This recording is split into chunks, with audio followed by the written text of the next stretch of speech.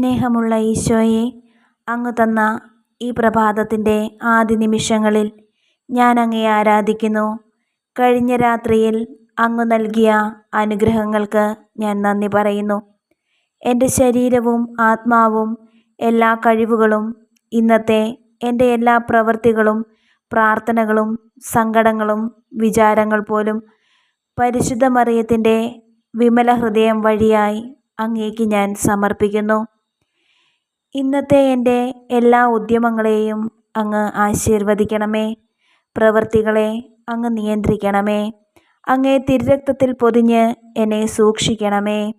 അങ്ങേ സ്നേഹത്തിൽ നിന്ന് ഒരു ശക്തിക്കും എന്നെ അകറ്റാൻ കഴിയാതിരിക്കട്ടെ. ഞാൻ ഇന്നിടപെടുന്ന എല്ലാവരിലും അങ്ങയുടെ സ്നേഹം പകർന്നു കൊടുക്കുവാൻ കൃപ തരണമേ.